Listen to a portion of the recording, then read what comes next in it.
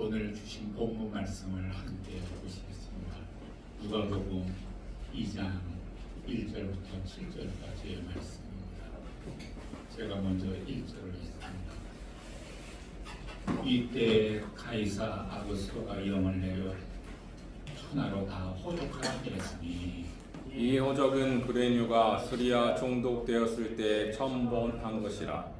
모든 사람이 호적하러 각각 고향으로 돌아가매 요셉도 다윗의 집 족속인으로 갈릴리 나사렛 동네에서 유대를 향하여 베들레헴이라 하는 다윗의 동네로 그 정원한 마리아와 함께 호적하러 올라가니 마리아가 이미 잉태하였더라. 거기 있을 때 그때 하늘날이 차서 함께 읽죠. 마다들을 낳아 강보로 싸서 그 위에 뉘었으니 이는 사관에 있을 곳이 없음이로라. 아멘. 오늘의 말씀은 부유에 누이신 예수님이 제목이 되겠습니다. 호적을 하라고 모든 사람의 명령을 해서 고향으로 가서 이제 호적을 하게 되는데, 이 호적을 한다는 것은 이 세금을 걷는 문제라든가 또는 징병제도, 군대를 가는 인원을 갖다가 확보한다든가 이런 목적이 있죠. 한국도 일본도 호적제도가 있지 않습니까? 우리 호적에 보면 출생하면 이름을 지어서 올라가죠. 평생 살다가 죽으면 호적의 그 이름에 이렇게 X자가 씌어지더라고요. 언제 죽었다 이렇게. 근데 여자분들이 시집을 가면 자기 친정의 호적에서는 X표가 되더라고요. 그리고 시댁의 호적에 오르기 때문에 아마 친정의 호적에서는 죽고 또 시댁의 호적에서 이렇게 다시 올라가는 그런 모습을 보면서 이런 생각이 들어요. 우리가 세상에서 살면 세상에 호적에 우리의 이름이 있는데 예수님을 믿게 되면 세상의 호적에서 우리는 죽고 하늘나라의 호적에 우리의 이름이 기록되는구나. 갈라디아서 2장 20절에 보면 내가 그리스도와 함께 십자가에 못 박혔나니 죽었다는 거 아니겠습니까? 세상의 호적에서는 우리가 X자로 죽게 됐고 하늘나라의 호적에 우리의 이름이 등재되었다. 그 말은 하늘나라의 생명책에 우리의 이름이 기록되었다, 이런 뜻이 아니겠어요? 무엇보다도 기뻐해야 할 일은 내 이름이 하늘나라의 생명책에 기록되었다는 것이 아니겠습니까? 그래서 호적하러 다 내려가라 그랬습니다. 또 오늘은 생각하고 싶은 것은 구유에 누이신 예수님이시기 때문에 구유에 대해서 좀 묵상을 좀 했으면 합니다. 여러 차례 제가 말씀을 드렸지만 이 구유라 함은 어떤 상징성을 갖고 있는 것 같아요. 그 전에 제가 몰랐어요. 그냥 있을 곳이 없어서 어느 외양간의 구유에 예수님께서 나셨구나 이렇게 생각을 했는데, 가만히 묵상을 해보니까 구유란 것이 무엇입니까? 구유란 것은 말이나 소나 동물들의 먹이를 담는 먹이통이 아니겠습니까?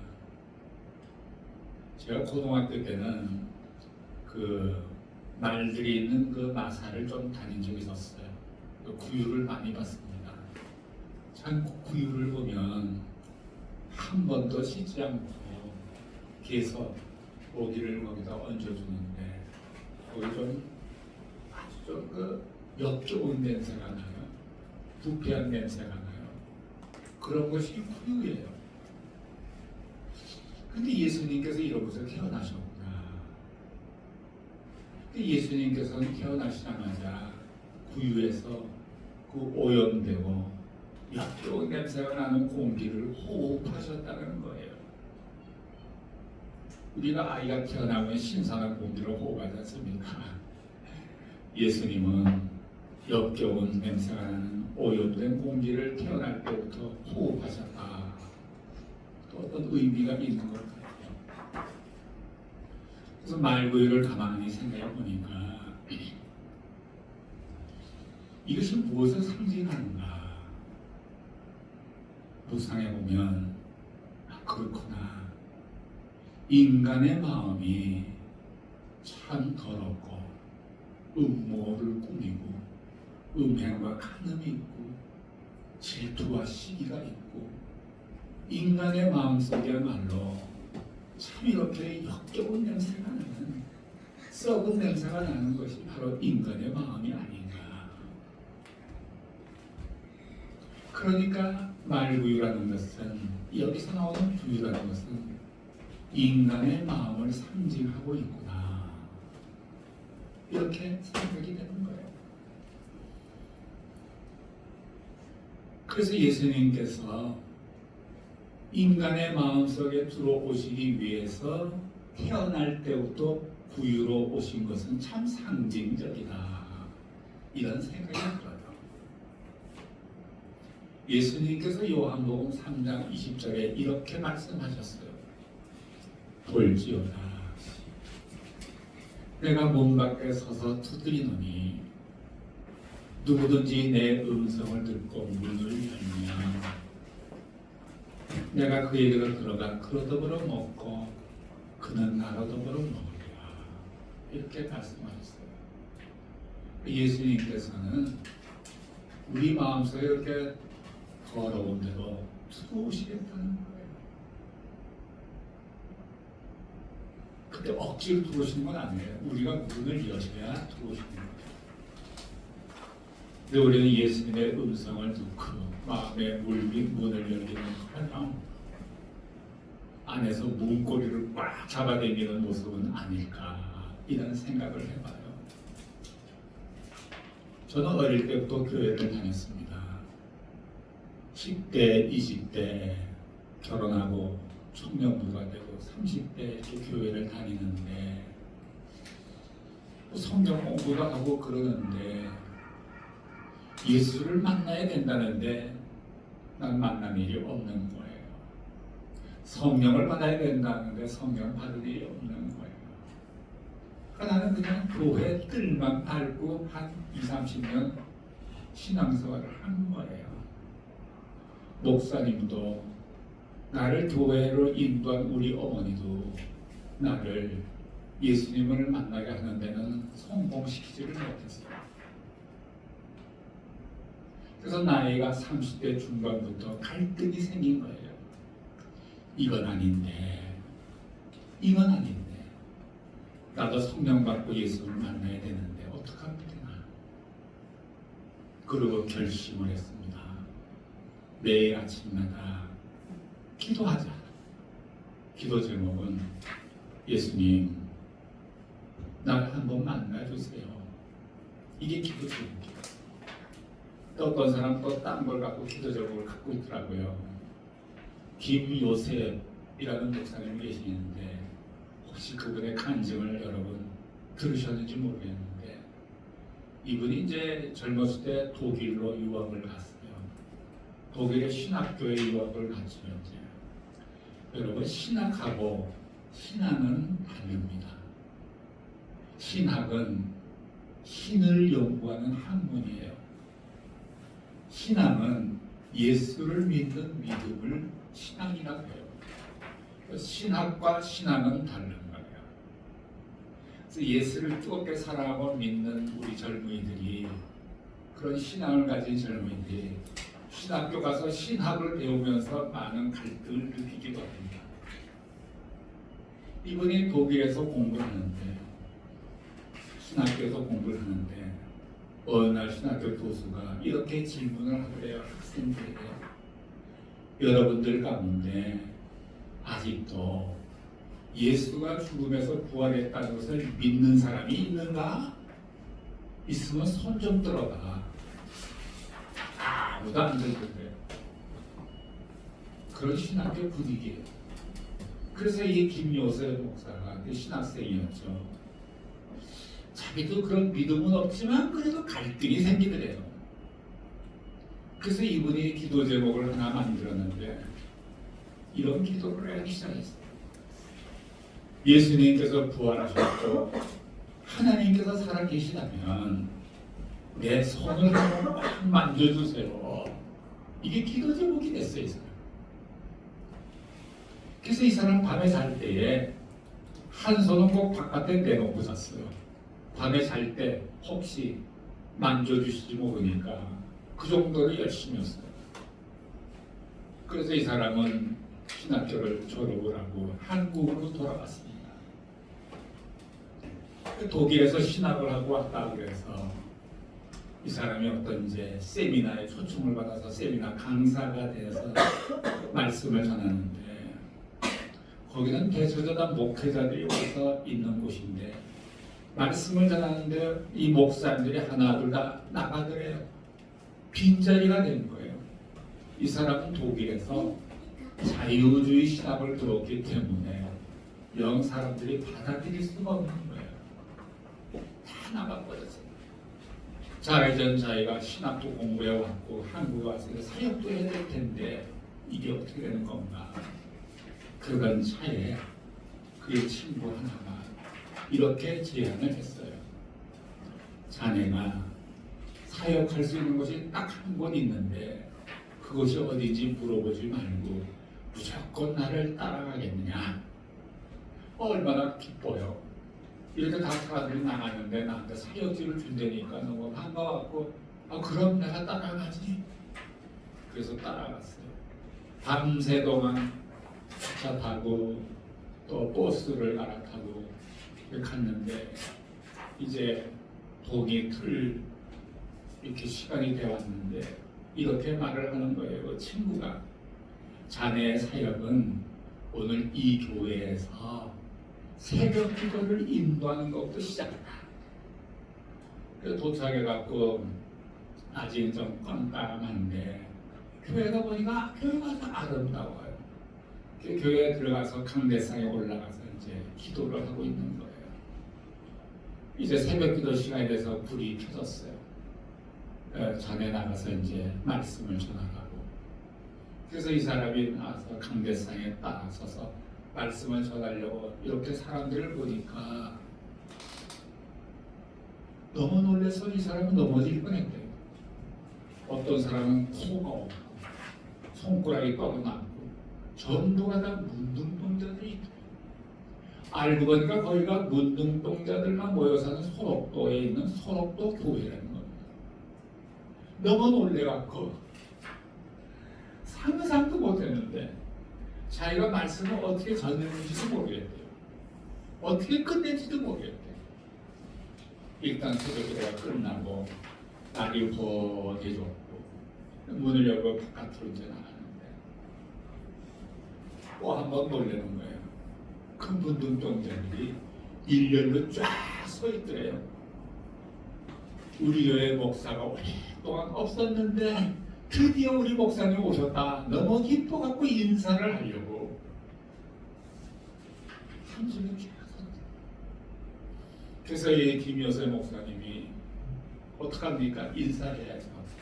앞에서부터 이렇게 인사를 해나가는데 하나, 둘, 세 번째 어느 할머니 문둥병자가 있는데 이 할머니가 너무 반가워서 드디어 우리 교회 목사님 오셨고 너무 반가워서 자기도 모르게 이 김요셉 목사님 손을 꽉 잡은 거예요. 문둥병자한테 손이 잡힌 거예요. 보니까 그 할머니의 손에 난 그 문둥병의 진물이 자기 손에 이렇게 묻어오는 거예요. 너무너무나 싫대요. 그 순간 하늘에서 음성이 들려왔어요. 아들아, 이 손이 내 손이니라. 그의 기도가 응답되는 순간이었어요. 내 손을 한번 만져주십시오 하던 그 기도가 응답되는 순간이었어요. 그래서 그 사람 거기서 꼬꾸라졌어요. 그렇구나. 그래서 그 사람이 그로부터 그 문둥병자들이는 소록도 교회를 섬기게 되는 거예요. 그분은 손을 잡아주십시오라는 기도 제목이었어요. 저는 그런 기도 제목은 아니었고 예수님 나를 좀 만나주세요 하는 것이 기도 제목이었어요. 매일 아침마다 했습니다. 1년 동안 하루도 빠지지 않고 했어요. 그래도 1년 동안 열심히 했으면 무슨 흔적을 좀 보여야 될 거 아닙니까? 계속했어요. 2년 동안, 3년 동안을 매일 하루도 빠짐없이 했는데 아무런 흔적이 없는 거예요.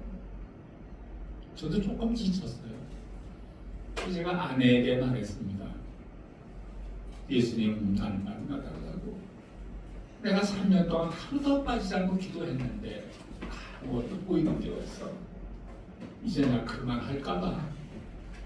내 아내에게 그렇게 얘기했더니 아내가 아무 소리 안 하고 침묵하고 있더라고요.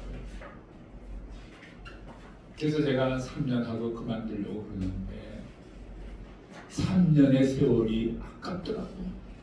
3년의 세월이 아까워서 또 하네. 그래서 4년째 했고 또 아무것도 없어요. 5년째 했어요. 아무것도 없는 거예요. 여러분 한 기도 제목 갖고 5년 동안 매일 아침 기도하면 뭔가가 좀 있어야 될 거 아니에요. 없는 거예요. 제가 열정은 부족해서 좀 끊기는 있는 편이거든요.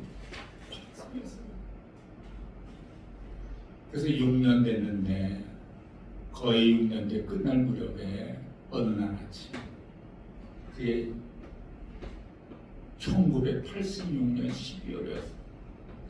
어느 아침에 드디어 예수님께서 내게 다가오는 거야. 흰 세마포 옷을 휘날리면서 오는데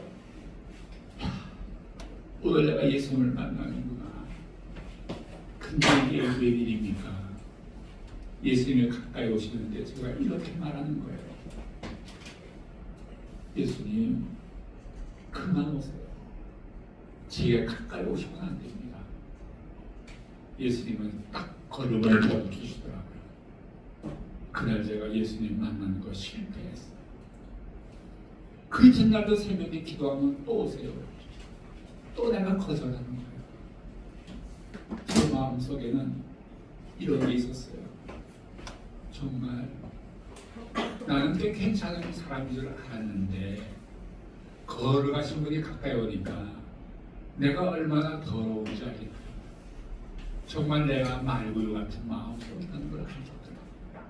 그래서 그 내 안에 있는 그 역겨운 냄새가 그 예수님의 세마포 옷자락에 그 냄새가 뵐까봐 그게 내가 걱정이 되는 거야. 그 아름다운 예수님의 흰 세마포 옷인데 나라보다 부패하는 냄새, 역겨운 냄새, 썩은 냄새가 배어 들어가면 어떡하나. 이게 걱정이에요. 그래서 내가 주님 그만 오시고 그러거든요. 그 매일마다 오시는데 만나는 것이 실패합니다. 일주일이 가까이 됐는데 이래서는 안 되겠다. 더러운 모습대로 내가 예수님을 만나리라. 그러고 나서 예수님께서 같은 모습으로 오시는데 제가 그날은 제가 손을 내밀었어요. 주님, 이 죄인을 불쌍히 여기시옵소서. 주님을 제가 만나고 싶습니다. 손을 내밀었더니 예수님께서 내 손을 붙잡으셨어요. 그러시고 하시는 한마디 말씀. 아들아, 세월이 오래 걸렸구나. 딱 한 말씀 해주셨어요. 그날이 바로 1986년 12월 12일 새벽이었어요. 이게 환상인지 꿈인지 현실인지 모르겠지만 예수님을 만났다는 것만은 확실한 거예요. 예수님께서는 지금 예수님의 몸과 실제는 하늘나라의 하나님의 보좌 우편에 계세요. 그래서 제가 어떻게 그 예수님의 실제를 만날 수가 있겠어요? 제가 경험을 해보니까 예수님께서는 성령님을 통하여 오시는구나 하는 걸 제가 느끼게 됐어요. 어떤 현상으로 오시는 거예요. 우리가 사도행전 처음에 배웠지만 성령님께서 오순절에 임하실 때에는 강한 바람 소리같이 오셔서 청각적인 현상이 일어납니다. 불이 혀같이 갈라진 것이 보였어요. 시각적인 현상이 일어납니다. 이렇게 성령님이 오실 때에는 이런 현상으로 임하는 거예요. 그래서 제 경험으로는 예수님께서는 나에게 흰 세마포옷을 입고 휘날리는 모습으로 다가오는 그 모습이 나에게는 시각적인 모습이었어요. 아들아 세월이 오래 걸렸구나 이렇게 말씀하시는 그 청각적인 현상이었어요. 예수님께서는 지금도 성령님을 통해서 오시는데 이러한 현상으로 오신다는 거예요. 여러 가지 현상으로 오겠죠. 아까 그분은 문둥병자의 손에 잡혀서 이것이 내 손이라 이렇게 이런 현상으로 그분은 또 주님을 만난 거예요. 우리가 예수님의 몸, 예수님의 실제를 지금 만날 수는 없어요. 보좌 우편에 계시기 때문에 성령님을 통해서 현상으로 내가 만난다는 그 현상을 다 각각 다룰 수 있어요. 그 예수님이 재림에서 오실 때에는 그 몸이 실제만 오세요. 그때 우리가 몸과 몸을 대하며 만날 수 있을 거예요. 그래서 제가 원하기는 금년도 크리스마스를 맞이하면서 예수님께서 구유로 오셨는데 내 마음속에 오시기를 간절히 바라요. 또 내 마음속에 간절히 오시기를 바라면 여러분들 기도하기를 결정하세요. 예수님 나를 찾아와 주세요. 나를 만나 주세요. 이런 기도를 한번 해보세요. 저는 6년이 걸렸지만 여러분의 중보가 있으면 빨리 오실 수도 있어요. 그래서 여러분 이번 크리스마스를 맞이하면서 주님을 내가 만나고 그분을 모셔드려야 되겠다는 그런 강한 도전을 갖는 그런 이번 금년도 크리스마스가 되기를 예수님의 이름으로 축복합니다. 아멘. 기도하시겠습니다. 사랑하시는 하나님 아버지, 금년 크리스마스를 맞이하며 우리 모두에게 예수님께서 찾아와 주시옵소서. 예수님의 이름으로 기도드렸습니다.